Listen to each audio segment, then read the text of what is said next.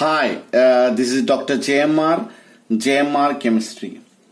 ఈరోజు మీకు జిప్సమ్ గురించి చెప్తాను. చాలా కాంపిటేటివ్ టైప్ ఆఫ్ ఎగ్జామ్ లో జిప్సమ్ పైన క్వశ్చన్స్ అడుగుతున్నారు. So here gypsum chemical formula is CaSO4.2H2O. ఇక్కడ మనము డాట్ ఎందుకు పెట్టామంటే it is a just addition product. On heating this two water molecules are water liberated, eliminated. So అందు గురించి మనం ఏం చేస్తాం, జనరల్ గా dot 2H2O CaSO4 calcium hydroxide dot 2H2O అని రాస్తాము. సో హీట్ చేసినట్టయితే ఈ వాటర్ మాలిక్యూల్ ఎలిమినేట్ కావడం జరుగుతుంది. మరి దీన్ని ఏ విధంగా తయారు చేస్తారు? సో ఒకటి క్విక్ లైమ్ నుండి ఏ విధంగా ప్రిపేర్ చేస్తారు అని చెప్తాను.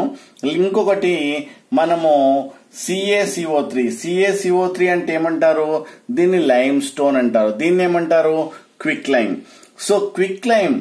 సో క్విక్ లైమ్ కు when it is suppose sulphuric acid is added, మనం ఏమి చేస్తాము, సల్ఫ్యూరిక్ యాసిడ్ మనము క్విక్ లైమ్ కి సల్ఫ్యూరిక్ యాసిడ్ యాడ్ చేసినట్టయితే యూ విల్ గెట్ CaSO4.2H2O రావడం జరుగుతుంది. దాన్ని ఏమంటాము జిప్సమ్ అని అనడం జరుగుతుంది. అంతేకాకుండా ఈ యొక్క లైమ్ స్టోన్ కి suppose sulphuric acid is added to lime stone. So ఎలా అయినా మనకు వాటర్ ఉంటుంది కాబట్టి lime stone. So here you will get CaSO4.2H2O plus carbon dioxide gas is liberated.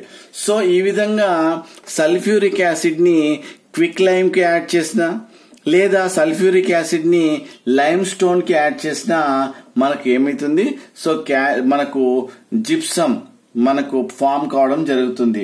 That is CaSO4.2H2O అని మనము చెప్పడం జరుగుతుంది.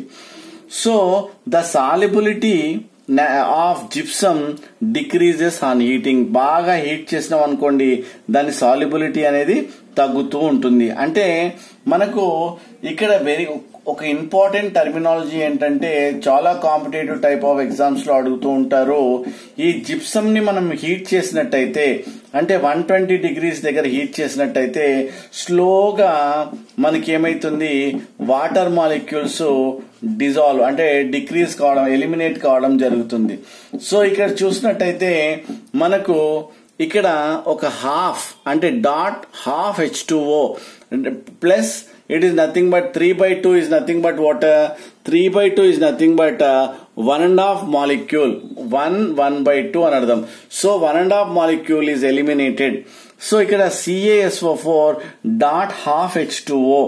సో దీన్ని ఏమంటారు, వెరీ వెరీ ఇంపార్టెంట్ టర్మినాలజీ, దీన్ని ఏమంటారు ప్లాస్టర్ ఆఫ్ ప్యారిస్ అంటారు. సో దీన్ని ఏమంటారు ప్లాస్టర్ ఆఫ్ ప్యారిస్ అంటారు. సో ఇక్కడ చూసినట్టయితే when gypsum is heated at 120 degrees centigrade to form hemihydrated of calcium sulfate is formed. It is called plaster of Paris అని అంటాం. సో హాఫ్ H2O ఉంటుందా అని మీకు డౌట్ వస్తుంది. అలా కాకుండా రెండు కాల్షియం సల్ఫేట్ అంటే రెండు మాలిక్యూల్స్ మధ్యలో ఒక వాటర్ మాలిక్యూల్ అనేది బాండ్ అవుతుందన్న విషయం మనకు తెలవడం జరుగుతుంది. సో ఫైనల్ గా ఇక్కడ calcium sulphate .2H2O at 200 degrees centi దగ్గర హీట్ చేసినట్టయితే కాల్షియం సల్ఫేట్ ప్లస్ మనకు 2 వాటర్ మాలిక్యూల్స్ గా విడిపోవడం జరుగుతుంది. సో ఈ విధంగా మనము జిప్సమ్ ని ప్రిపేర్ చేయడం జరుగుతుంది.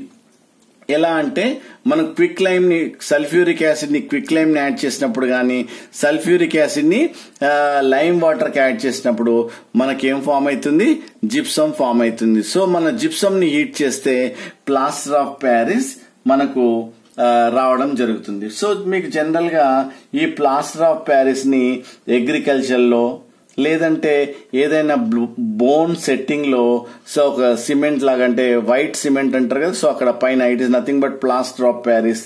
సో లేదంటే ఇంకా సిమెంట్ గా వాడతారు. సో ఇంకా what you called filter papers గా కూడా దీన్ని వాడడం జరుగుతుంది.